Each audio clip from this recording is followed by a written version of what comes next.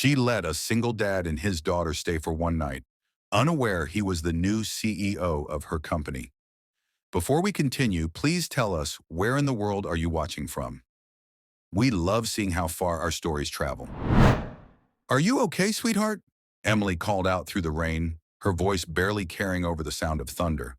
The little girl turned, soaked to the bone, clutching a faded teddy bear like her life depended on it. Beside her stood a tall man in a dark jacket, his shoulders slumped, his eyes scanning the parking lot like he didn't know where to go next. The storm was getting worse, sheets of rain pounding against the cracked pavement of the grocery store parking lot. Emily hesitated for a second, then jogged over, her scrubs already drenched. "You guys need a ride." "You'll freeze out here." The man looked up, his voice low but polite. I, I don't want to bother you." "My car died, and the tow truck's delayed because of the storm." He looked down at the little girl. "We'll figure something out." Emily crouched to meet the girl's eyes. "Hey, kiddo." "I'm Emily. What's your name?" "Sophie," she whispered, shivering. Emily smiled softly. "Well, Sophie, I've got a car. It's old but warm. How about you two come with me before we all turn into popsicles?" Ryan, though she didn't know his name yet, hesitated, his pride almost getting in the way. But then Sophie sneezed, and his resolve broke.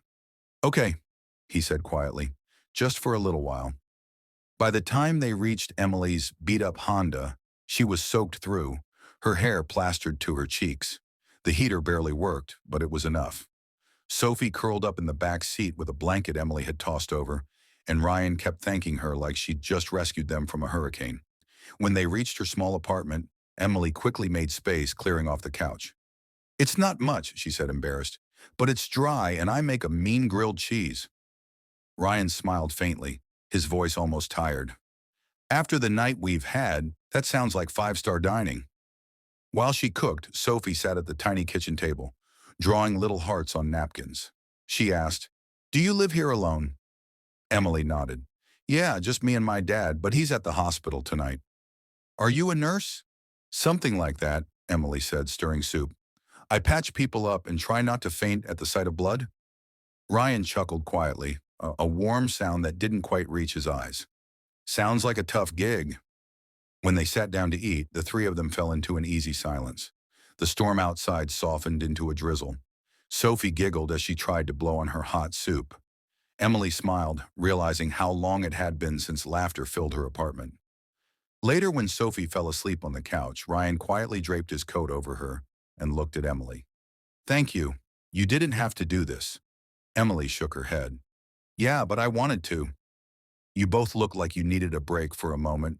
Their eyes met. Two strangers, each carrying stories they weren't ready to tell. Neither of them knew that this one rainy night would change everything that came after. When Emily woke up the next morning, the smell of coffee drifted through her small apartment. Rich, warm, and way too fancy for the instant stuff she usually drank. For a split second, she thought she was dreaming. Then she heard quiet humming from the kitchen. She sat up, squinting toward the light, and there he was, the man from last night, wearing her old flannel apron, flipping pancakes like he'd done it 1,000 times. "Morning," Ryan said, glancing over his shoulder with an easy smile. His voice was calm, but his eyes still carried that edge of exhaustion. "Hope you don't mind. Your daughter said you'd like breakfast." Emily blinked, then laughed softly. "She's not my daughter, though I wouldn't mind claiming her. She's got better manners than most adults I know." From the corner of the table, Sophie giggled, swinging her feet. "Daddy burns pancakes." "You don't, traitor," Ryan muttered, making her laugh harder. Emily leaned against the door frame, arms crossed. "Well, I gotta admit, it smells amazing in here." "I haven't had a real breakfast in months." Ryan flipped another pancake, shrugged like it was no big deal. "Guess it's my way of saying thanks. You didn't have to take us in last night." "Yeah, well," Emily said, trying to sound casual. "I figured you weren't serial killers." He chuckled. "Guess we passed the background check." As they ate, Emily caught herself studying him. The way his hands looked rough, like someone who'd done real work, not just office stuff. But there was something else too, a quiet confidence, a kind of discipline that didn't match the worn jacket and beat-up shoes. He spoke gently to Sophie, patient, kind. It made Emily wonder what kind of story sat behind those calm gray eyes. After breakfast, Ryan started gathering their things, clearly preparing to leave. "We'll get out of your hair. I can call another tow and—" Emily interrupted. "You don't have to rush. The storm's still bad, and I've got extra coffee. Stay a little longer." He hesitated, then nodded slowly. "All right, but only if you let me help fix that flickering light in your kitchen. It's driving me crazy," she laughed. "Deal." While he worked, she noticed Sophie carefully arranging napkins into flowers, her small voice humming. Emily couldn't remember the last time her apartment felt so alive. For the first time in months, the silence that usually haunted her home was replaced by warmth, by laughter. Later that afternoon, Ryan got a call. His expression shifted instantly. Serious, guarded. "Yeah, I'll be there soon," he said before hanging up. Emily tilted her head. "Work?" He nodded, offering a tight smile. "Something like that." What she didn't know, what she couldn't have known, was that the man fixing her broken light wasn't some struggling mechanic or traveling salesman. He was the incoming CEO of the company she'd been working at for years. And tomorrow morning, when she'd walk into the office, she'd find him standing at the front of the conference room, wearing a suit, giving orders, and pretending they'd never met. But tonight, as he carried a sleepy Sophie to the car, all Emily saw was a tired father trying his best. And all Ryan could think was how, in one stormy night, a stranger had managed to make his cold world feel human again. Monday mornings were never kind to Emily, but this one felt different. Maybe it was the strange quiet after the storm, or maybe it was because she couldn't shake the memory of the tall, kind-eyed man flipping pancakes in her kitchen. Either way, she walked into work that morning with a weird flutter in her chest. Her desk at Halden Dynamics, a mid-sized tech firm in downtown Chicago, looked the same as always. Papers everywhere, a half-dead plant, and a chipped mug that read, "Running on caffeine and deadlines." She set down her bag and whispered to herself, "All right, let's survive another week." A few minutes later, the office buzzed with whispers. People were standing, fixing their hair, straightening their ties. Her friend Megan leaned over the cubicle wall, eyes wide. "New CEO's here today," she said in a hushed tone. "Apparently he's from New York. Ruthless, crazy rich, the kind of guy who fires half a department before lunch." Emily groaned. "Perfect. Just what I needed. Another power-hungry boss." The meeting invite hit her inbox 5 minutes later. Mandatory introduction, conference room A. She sighed, grabbed her notepad, and headed in with everyone else. The room went quiet the moment the door opened. A man stepped in, wearing a charcoal suit that probably cost more than her car. He didn't say a word at first, just scanned the room, calm and composed. Then his eyes landed on her. Emily froze. Her heart tripped over itself. No way, it was him. The guy from the storm, the one who fixed her light, cooked her breakfast, and tucked his little girl into bed on her couch. Ryan took a slow breath before speaking, his voice steady and deep. "Good morning, everyone. I'm Ryan Carter, your new CEO." Emily felt her stomach twist. Ryan Carter? The name hit like a wave. She'd seen it on the company website months ago. The board announcement she barely read because it felt too far above her pay grade. He didn't acknowledge her, not even a glance that hinted at recognition. The rest of the team clapped nervously as he launched into a speech about innovation, teamwork, and rebuilding company culture. But Emily barely heard a word. Her mind was spinning. He's the boss? The CEO? When the meeting ended, she tried to slip out quietly, but Ryan caught her at the door. His tone was casual, but his eyes said something else. "Ms. Miller, right?" he asked, his voice steady. She swallowed. Yes, sir." He gave a faint, almost secretive smile. "Glad to have someone on the team who actually knows how to handle a storm." Emily blinked, completely thrown. Was that a joke? A hint? Did he just— Before she could respond, he turned and walked away, leaving her standing there, heart pounding, face flushed, wondering what in the world she had just gotten herself into. Later that day, her phone buzzed with an email from HR. Ms. Miller, please report to the executive floor for reassignment. Her hands trembled slightly. Reassignment? That usually meant one of two things, a promotion or a pink slip.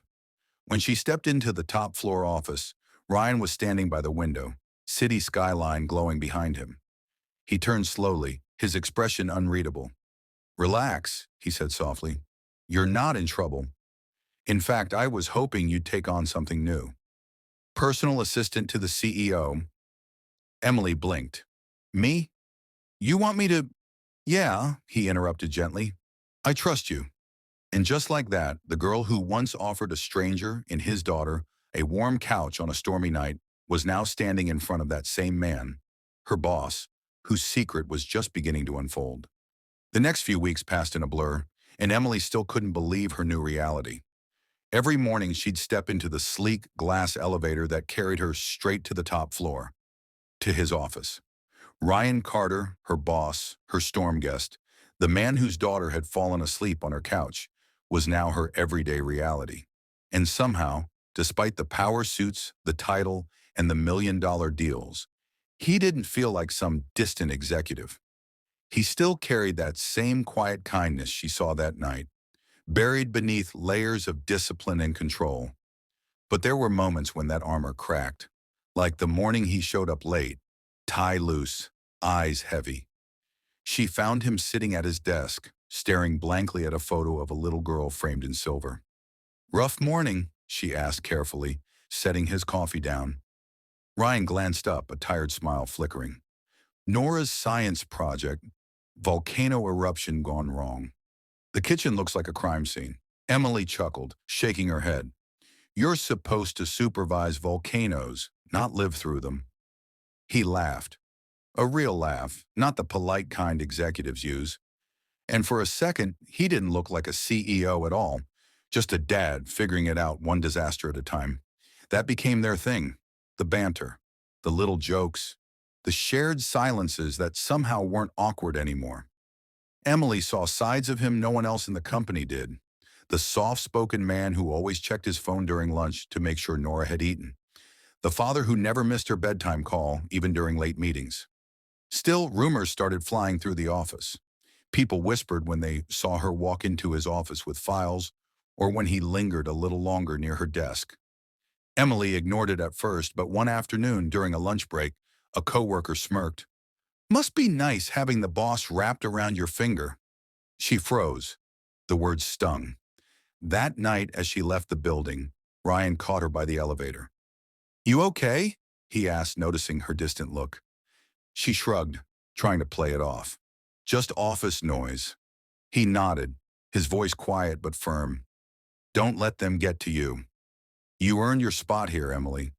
Don't ever doubt that something about the way he said it, steady, protective, sincere, melted a piece of the wall she'd built. A few days later, Ryan asked if she could drop by his place to deliver some important documents he'd forgotten before heading out of town. When she arrived, Nora answered the door in fuzzy pajamas, her eyes lighting up like she'd just seen her favorite cartoon character. Miss Emily, she squealed, throwing her little arms around her. Emily laughed, kneeling down. Hey, kiddo, you remember me? Of course, Nora said proudly. You made pancakes better than Daddy. Ryan appeared behind her, laughing under his breath. Hey, that's treason, young lady. The three of them spent that evening sitting on the living room floor, half working, half building a Lego castle with Nora. Emily didn't realize how late it had gotten until the clock hit 10. She stood up quickly. I should go. It's getting late. But as she reached for her bag, Nora's tiny voice stopped her. Can you stay until I fall asleep? Ryan gave a small, almost embarrassed smile. She doesn't ask that often. Emily hesitated, then nodded. Of course. She followed Nora to her room, tucked her in, and read a story until her breathing evened out. When she turned, Ryan was leaning against the doorway, watching silently. Thank you, he said softly. Emily smiled faintly. She's an amazing kid. He nodded, eyes warm but unreadable. She likes you, he said, then paused. So do I. Her breath caught for a moment, the air between them suddenly charged. She wanted to say something, anything, but words failed. Before she could respond, Ryan added quietly, "Good night, Emily," and walked away. She stood there for a long moment, heart pounding, realizing that somewhere between storms, boardrooms, and bedtime stories, her life had quietly started to change. The next morning, Emily tried to focus on her work, but her mind kept drifting back to Ryan's words. "So do I." It played on repeat, like a song she couldn't shut off. Every time their eyes met in the office, she felt that same quiet electricity, that unspoken something that made her heartbeat trip over itself. But neither of them said a word about it. Not in the meetings, not in the elevator, not even when they brushed past each other in the hallway, and both froze for just a heartbeat too long. But peace never lasts long, does it? Especially when the world's watching. A week later, Emily walked into work to find the office buzzing. People huddled in corners, whispering, phones flashing headlines. She didn't even have to ask. Her photo was plastered across a gossip site. Carter Industries CEO and his new flame, the employee who stole his heart. Below the headline were pictures, grainy but clear enough, of her, Ryan, and Nora sitting on the floor of his living room, building that Lego castle. Her stomach dropped. The article twisted everything, painting her as some opportunist sleeping her way up. The comments were brutal, cruel. By lunchtime, she couldn't breathe inside that building anymore. She packed her things quietly, ignoring the stares, and walked out. That night, Ryan showed up at her doorstep, rain pouring down, his tie gone, hair soaked. "You quit," he said, out of breath. Emily folded her arms, trying to steady her voice. "I didn't want to make things harder for you, Ryan." "For Nora. You've worked too hard to have this kind of drama hanging over your name." He stepped closer, shaking his head. "Emily, listen to me. I don't care about the headlines. I care about you. You walked into my storm that night, remember? You didn't ask for anything. You just helped. And somehow you became the calm in my chaos." Her chest tightened. "You don't mean that," he interrupted gently. "I do. You're not just the woman who opened her door when we had nowhere to go. You're the reason my daughter laughs again. The reason my home doesn't feel empty anymore." Emily blinked back, tears, her defenses crumbling. "Ryan," he took another step forward, his voice low but steady. "I don't need a press release or an apology. I just need to know if you feel it too. Because Emily, I'm done pretending I don't." She didn't answer with words. She just reached out, pulling him in, her forehead resting against his. "I do," she whispered. The next morning, when Ryan arrived at work hand in hand with Emily and Nora skipping between them, the whispers stopped. Maybe it was because of the press statement he released later that day. A simple one-line message that broke the internet. "The woman you called lucky is the one who saved me." And from that day on, Emily never looked back. Not as the woman who took in a stranger one stormy night, but as the woman who found her forever in the calm after it. If this journey touched your heart, make sure to subscribe to the channel so you never miss another story that stirs the soul. And before you leave, click on one of the videos on your screen, because every story we share holds another moment that might change the way you see love, family, and second chances.